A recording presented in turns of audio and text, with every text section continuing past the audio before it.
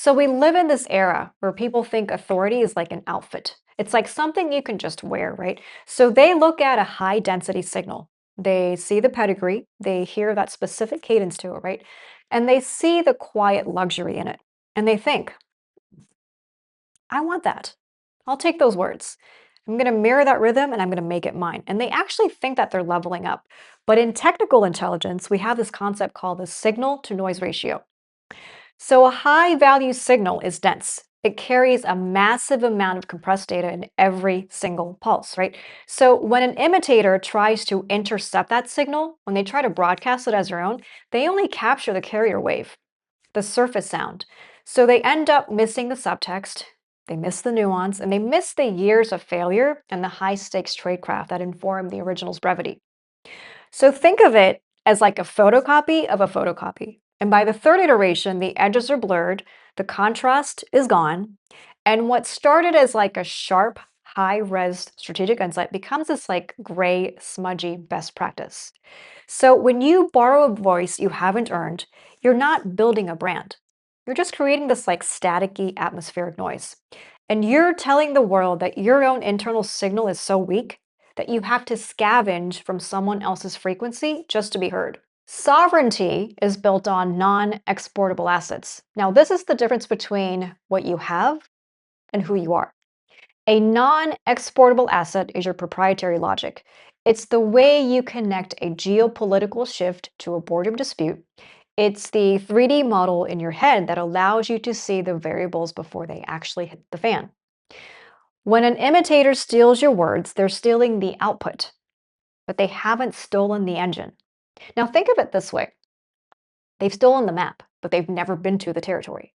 Let's call this identity debt. Now, think of it as the compound interest you pay for every borrowed cadence, every scavenged insight, and every mirrored rhythm you broadcast.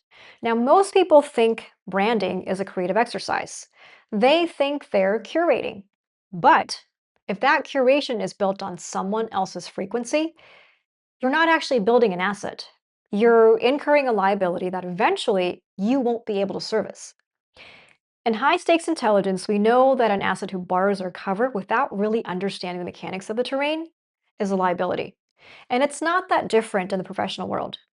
You're basically broadcasting a signal that your internal infrastructure cannot support. Okay, so let's look at the mechanics of the scavenger economy. It's an efficient system. Scavengers recirculate value, and for a while it works. But there's a mechanical flaw, and we'll call it proximity penalty. So the closer an imitator gets to the source, the more their own value begins to evaporate. Think of it as that resolution mismatch I mentioned earlier. So at a distance, the mirror looks convincing. The font is right, the quiet luxury palette is there. But as you get closer to the person who actually authored that logic, the static becomes deafening. The people you're actually trying to reach, the power players, high net worth clients, they have a biological sensitivity to that static. So they're not just listening to your words, they're measuring the depth of field. And they're looking for the information shadow, the weight behind the words that proves the speaker has actually been in that room where the door was locked. And when they pull a thread on a borrowed brand, they don't find a foundation, they find a void. And the tragedy is, well, the imitator knows this. They operate in a state of signal anxiety. And it's less the fear of the room as much as the fear of the gap. And they're preoccupied with the gap between the borrowed script and the actual requirement. When you're managing a persona rather than a strategy, your primary concern isn't whether the logic actually holds. It's actually whether the script will last as long as that meeting. And honestly, it's a very exhausting way to advise. You're essentially running a high stakes operation on an empty battery, and you're hoping that no one notices that the light is flickering. Now, in humans, there's a risk called identity drift, and it happens to officers who stay undercover for too long. When you spend every waking hour thinking, how would my character react to this? Or what would my character say here? You begin to lose access to your own primary data. You start to forget what your own unvarnished instincts look like. And this is exactly what's happening in the professional market today. Intellectual displacement. You're not just adding a layer to your brand, you're actually displacing your own foundation to make room for someone else's logic. You're clearing out your instincts to install a strategic operating system that you actually didn't build.